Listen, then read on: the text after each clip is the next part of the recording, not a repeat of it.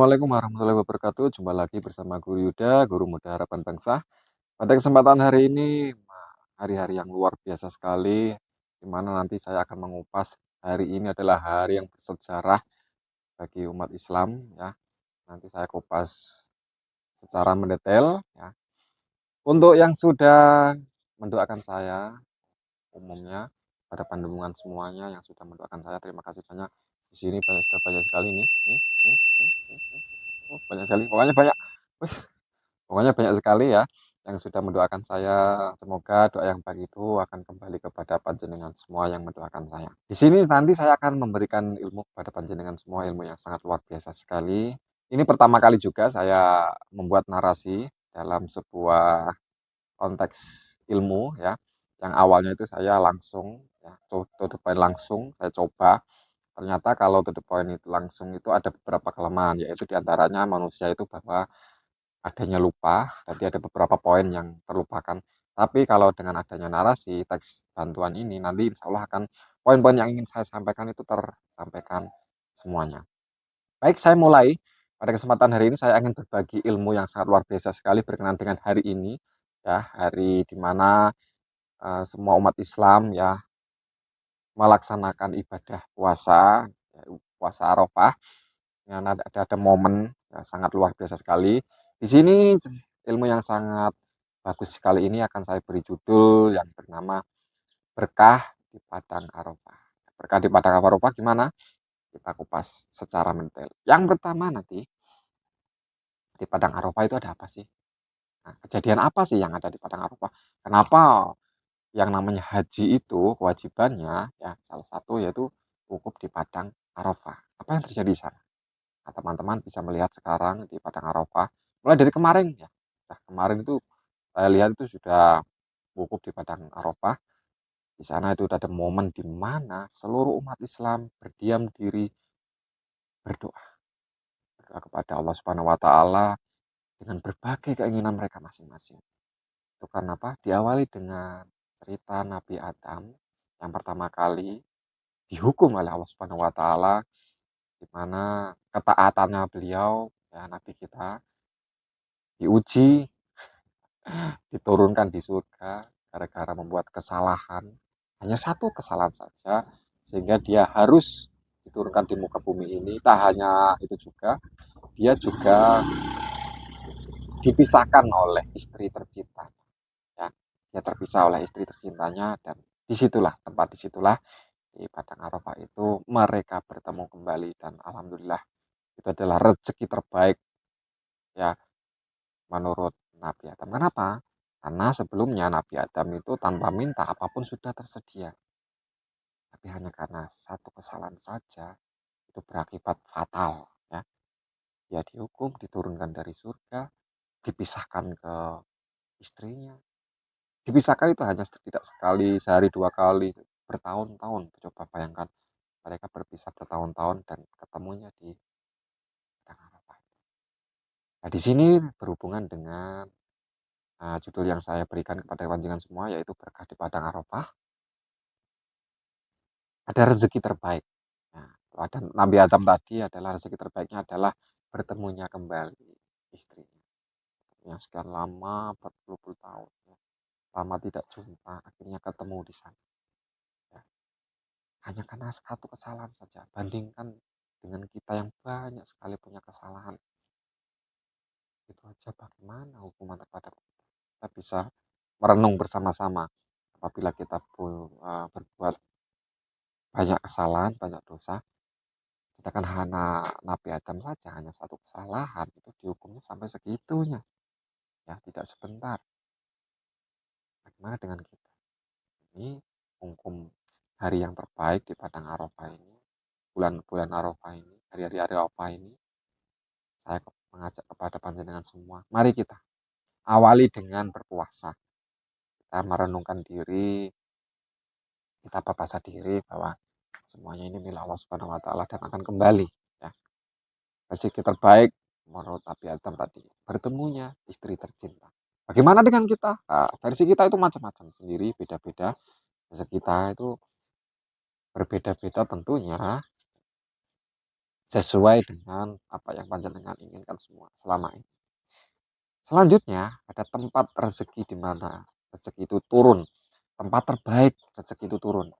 Nah, kalau menurut cerita tadi Nabi Adam, rezeki terbaik tempatnya itu ada di Padang Arafah tentunya. Dan semua umat Islam, ya jejaknya itu, ya, tapak tilasnya dari Nabi Adam itu sampai sekarang masih diikuti, yaitu tempat berdoa terbaik. Ya, kita minta rezeki itu ada di Padang Arafah. Saya juga meyakini itu tempat pertama kali. Karena memang asal usulnya dari itu tadi Nabi pertama kita. Ya, rezeki terbaiknya. Karena selama ini kan rezeki sudah tersedia, dia tinggal minta saja. Ya, rezeki sudah tersedia, dia tinggal minta. Nah, ketika dapat ujian, nah, dia berbuat salah, akhirnya dia pertama kali. Bagaimana sih mencari rezeki itu? Tak hanya sekedar meminta pada Allah Subhanahu wa taala, tapi dia juga usaha mencari.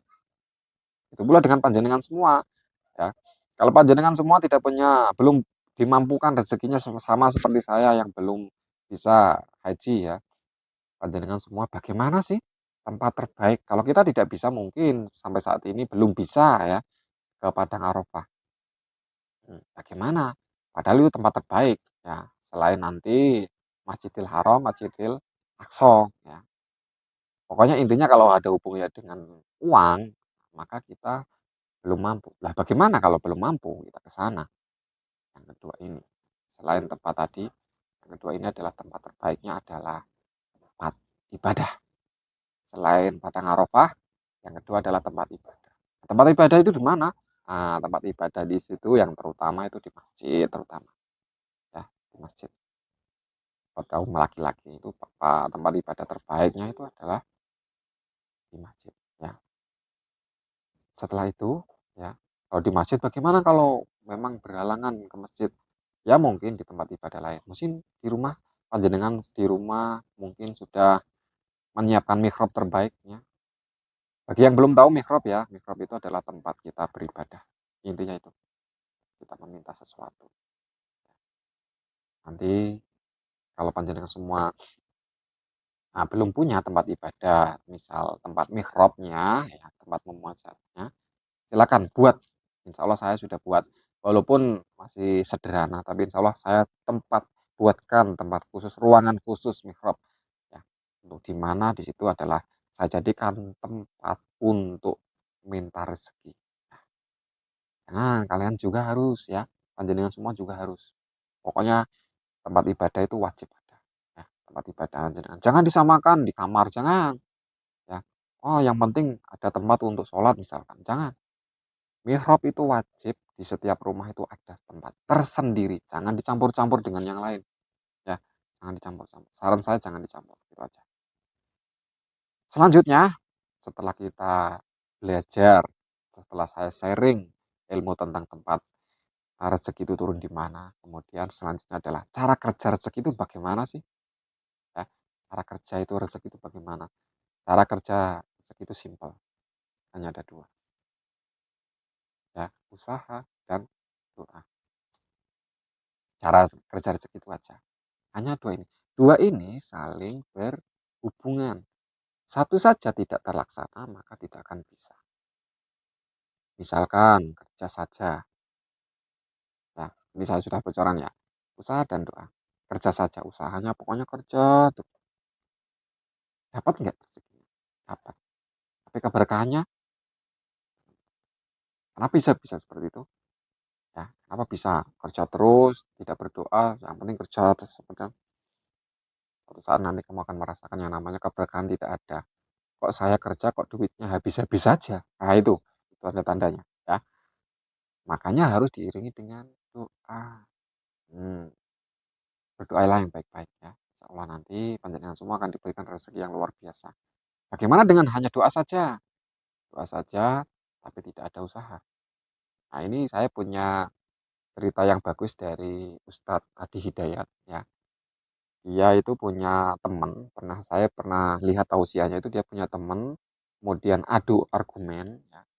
Kalau rezeki itu sudah diatur, dia akan datang sendiri. Nah, yang satunya lagi itu rezeki walaupun sudah diatur, tetap kita harus menjemputnya, tetap kita harus usaha, tetap kita harus ikhtiar.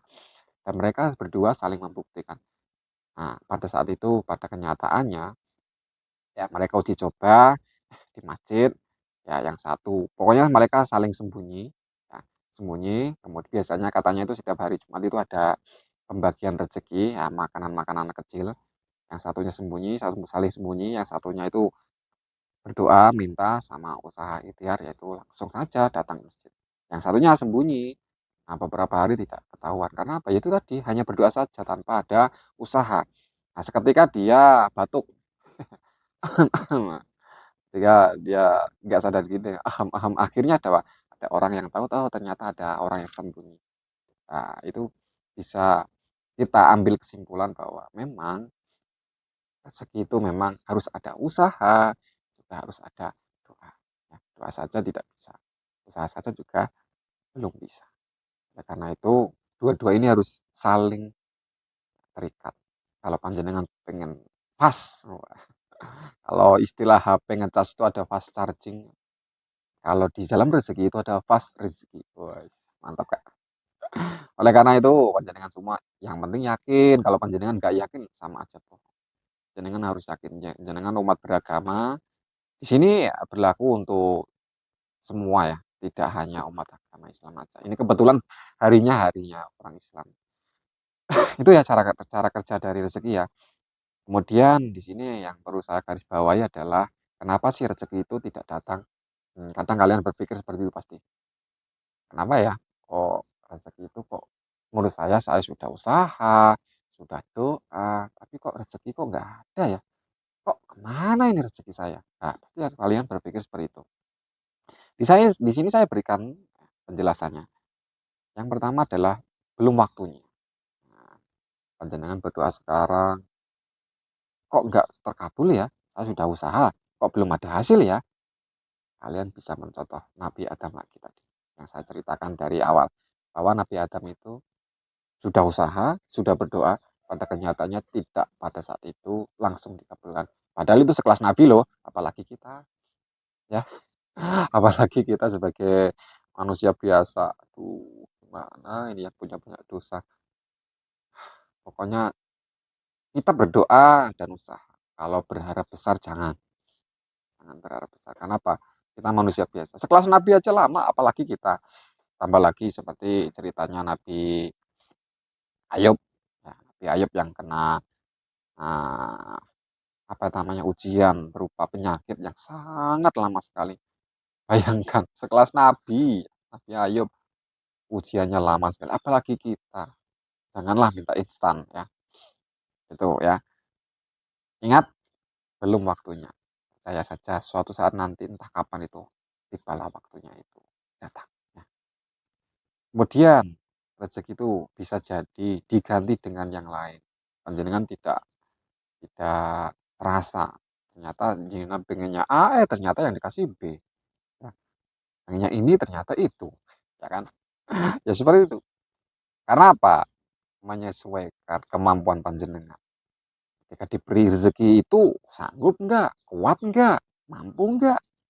Ya, kalau nanti diberi sesuai dan tidak sanggup kan kasihan panjenengan juga. Saya kasih contoh yang paling gampang. Anak kecil dia sudah merasa lihai dalam mengendarai sepeda. Kemudian dia berpikir, kenapa nggak coba motor? Motor kan sama, intinya sama dengan sepeda, malah tanpa diayuh. Nah, anak itu punya keinginan pengen motor. Bagaimana dengan panjenengan semua sebagai orang tua? Kalau anaknya minta motor padahal belum waktunya, apa yang terjadi? Apakah panjenengan semua memberi? Ya, walaupun memang ada beberapa orang tua yang memberi. Tapi kalau diberi, seandainya memang ada orang tua yang memberi, resikonya bagaimana? Apakah panjenengan semua berpikir seperti itu? Karena anak kecil belum paham nanti. Nah, kalau dipakai beneran bagaimana dengan kekuatannya? Karena kekuatan motor berbeda dengan kekuatan sepeda, ya kan? Motor itu sangat kenceng. Kalau dia tidak bisa mengendalikan motor itu, terutama anak kecil kan suka yang, oh, gas, gas, gas. Bahaya nanti. Nah, itu yang terjadi. Ya, makanya rezeki itu tidak kita mengingat tidak mungkin tercapai di A. Ya tercapai berarti kalau memang dikabulkan mengabulkan sesuai, itu berarti kamu panjenengan semua sudah siap menerimanya. Tapi kalau belum ya belum, ya, kalau belum ya belum. Makanya panjenengan kalau minta itu harus siap dulu lah. Minimal kalau minta itu siap dulu. Kalau mau minta tapi belum siap bagaimana? Sama dengan saya. Saya dulu itu berdoa, ya Allah rezeki saya di mana sih? Masa sih yang namanya pekerjaan saya nggak dapat-dapat loh. Ngelamar di sini ditolak, lamar di sini nggak ada panggilan, lamar di sana PHP-in. Waduh, ternyata rezekinya jadi guru. Nah itu, makanya kita kalau berpikir itu mengulas kembali, flashback kembali cerita kita itu, wah, kembali itu wah, ngeri pokoknya.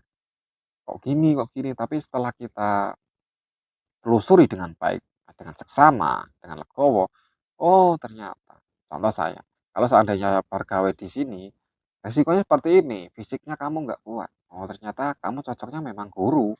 Nah gitu ya. Nah, panjenengan semua cocoknya ini. Nah, saya cocoknya dengan guru ini. Karena apa? Saya punya penyakit bawaan. Kalau penyakit bawaan ini, kalau saya maksa di pekerjaan yang lain, yang terjadi adalah mungkin fisik saya yang tidak kuat. Ya. Fisik saya tidak kuat, akhirnya apa? Nanti akan berpotensi berpengaruh pada pekerjaan saya itu sendiri. Oleh karena itu, nah, saya cocoknya ini loh jadi guru. Nah, itu ya. Dan alhamdulillah sekarang saya menyadari bahwa ini penting sekali ilmu ini. Ya. Bahwa memang rezeki itu bisa diganti dengan ini loh, yang lebih baik, rezeki yang lain, yang lebih baik. Menurut versi Allah Subhanahu wa Ta'ala, bukan versi panjenengan semua. Kalau versi panjenengan semua, ya itu tadi. Pokoknya kalau ini kayaknya cocok, pokoknya kayaknya enak. Ada kenyataannya tidak, kawan-kawan. Allah Subhanahu wa Ta'ala lebih tahu keadaan panjenengan semua. Selanjutnya adalah rezeki panjenengan diberi, tapi terasa sedikit. Tapi kok rasanya cuma sedikit. Saya mintanya segini misalkan, kok dikasih cuma segini. Apa yang terjadi? Nah, misalkan panjenengan semua diberi tiba-tiba gaji misalkan 3 juta. Ya Allah, aku mintanya 5 juta ya Allah, padahal angsuran saya ini. Kalau saya 3 juta nggak cukup ya Allah. Coba panjenengan semua berpikir. Kalau seandainya Allah Subhanahu wa Ta'ala mengabulkan gaji panjenengan jadi 5 juta, yang terjadi adalah bukan hutang panjenengan yang lunas, justru utang panjenengan lebih banyak lagi. Saya yakin ya. Saya yakin itu. Kenapa dikasih sedikit? Ya itu biar nggak nambah hutangnya. Kalau dikasih sedikit cuma sedikit, utang panjenengan itu biar semakin terkontrol gitu loh. Jangan kalian berpikir gaji kalian besar terus kemudian hutang kalian nggak ada. Belum tentu. Godaan itu di luar banyak sekali ya. Godaan di luar itu banyak sekali. Kalau panjenengan semua tidak kuat dan tidak siap, maka yang terjadi adalah hutang panjenengan itu banyak sekali. Ya. Makanya itu rezeki jenengan diberikan sesuai dengan kemampuan panjenengan semua. Kalau jenengan kemampuan segini, jangan minta segini nanti nggak bisa ngontrol, bahaya nanti. Nah gitu ya, mohon bisa dipahami. Kalau rezeki itu kok terasa diberi sedikit, padahal saya mintanya segini. Panjenengan yang belum siap, itu aja. Kalau panjenengan sudah siap, maka Allah akan memberikan sesuai dengan kemampuan panjenengan. Sama dengan saya kemarin PPG tidak lolos, ya sudah, berarti saya belum siap. Itu aja. Walaupun yang namanya manusia biasa pasti ada yang namanya di hati kok saya merasa tidak bisa ya, kok merasa kalah dengan teman-teman saya ya. Nah, kemudian saya introspeksi diri, oh ternyata saya belum siap. Kalau seandainya saya diberi kemampuan dengan tunjangan profesi guru, mungkin sayanya yang belum siap. Oleh karena itu, mungkin saya diberi jeda waktu sampai saya benar-benar siap. Kalau saya sudah siap, insya Allah pasti Allah akan memberikan rezeki itu pasti akan diberikan. Dan saya mohon doa kepada panjenengan semua supaya tahun ini saya bisa ikut PPG. Amin. Dan saya doakan kembali panjenengan, panjenengan berdoa yang baik pada saya akan kembali lagi kepada panjenengan semua. Kemudian setelah kita berpikir kenapa rezeki itu tidak datang, kita sekarang mengarah ke cara mensyukuri rezeki. Tanpa ada syukur rezeki, maka panjenengan akan terasa apa yang kalian panjenengan semua dapatkan itu akan kurang, dan kurang. itu pasti ya. Makanya harus ada mensyukuri. Kalau nggak mensyukuri bagaimana? Ya, pasti yang diterima kurang, kurang, kurang, kurang dan kurang lagi. Bagaimana caranya? Yaitu berbagi dong, ya. Berbagilah. Panjenengan dapat rezeki juga harus mau dong. Ibarat kalian menerima juga harus mau memberi. Itu sudah hukum alamnya. Kalau kalian hanya mau menerima saja tanpa mau memberi ya siap-siap aja. Allah Subhanahu wa taala akan turun untuk mengambil apa yang panjenengan terima dengan secara paksa terutama. Bagaimana? Mau dipaksa atau sukarela? Nah, silakan panjenengan sendiri yang menilai ya. Panjenengan sendiri yang menilai. Pengen dipaksa atau sukarela? Saran saya, kalau dipaksa itu kaget. Pasti itu. Kalau dipaksa itu kaget. Saran saya sukarela saja. Kalau ada rezeki langsung. Kalau ada rezeki langsung. Kalau ada rezeki langsung. Semampu jenengan tidak usah seperti nabi-nabi terdahulu kita sebagai apa namanya khalifah sebelumnya yang pokoknya memberi rezekinya jor-joran. Semampu kita kan umat yang paling akhir zaman ini ya kita sadar diri lah ya semampu kita aja. Yang penting kita mau berbagi ya. Mungkin cara mensyukuri rezeki adalah menerima apa yang kita dapatkan. Dapat sedikit syukur, dapat banyak alhamdulillah. Oh ya, ingat dapat rezeki sedikit syukur, dapat rezeki banyak alhamdulillah. Ya. Dengan hasil seperti itu nanti insya Allah panjenengan semua akan diberikan rezeki yang luar biasa yang menurut panjenengan nanti tidak akan sangat-sangat. Oh iya, ya, ternyata rezeki saya banyak juga ya. Itu, pokoknya disyukuri aja. Baik di ujung video saya ini ya, karena durasinya lumayan. Terima kasih panjenengan semua yang sudah menonton saya sampai akhir. Saya doakan panjenengan semua dapat ilmu yang bermanfaat dan bisa panjenengan terapkan di dunia nyata. Walaupun saya tidak kenal panjenengan, insya Allah kita adalah saudara. Ya. Kesimpulan yang bisa saya sampaikan dari ilmu yang panjang lebar ini tadi adalah apa yang kamu inginkan belum tentu baik. Ingat, apa yang kamu inginkan belum tentu baik. Sekali lagi saya katakan, apa yang kamu inginkan belum tentu baik. Tapi, apa yang sudah kamu terima, itu sudah pasti baik. Ingat lagi, tapi apa yang kamu sudah terima, itu sudah pasti yang terbaik. Oke, itu saja yang bisa saya sampaikan ilmu yang bermanfaat ini. Semoga panjenengan semua bisa memetik hasilnya. Bagi yang suka, alhamdulillah silakan di like video ini sebanyak mungkin ya, bisa di-share kepada teman-temannya, share sana, share sini, pokoknya share semuanya. Bisa di-share ke semuanya ilmu yang bermanfaat ini. Semoga ibadah kita di hari ini, ibadah puasa kita, ibadah Arafah di hari ini bisa diterima oleh Allah Subhanahu wa taala dan besok ingat kita berkorban bersama. Berkorban apapun, korban perasaan juga boleh kok. Terima kasih sudah nonton. Apabila ada komentar apapun boleh tulis di kolom komentar. Sekian dari saya. Kita jumpa lagi di next video. Wassalamualaikum warahmatullahi wabarakatuh. Salam Guru Yuda, Guru Muda Harapan Bangsa. Bye-bye semuanya.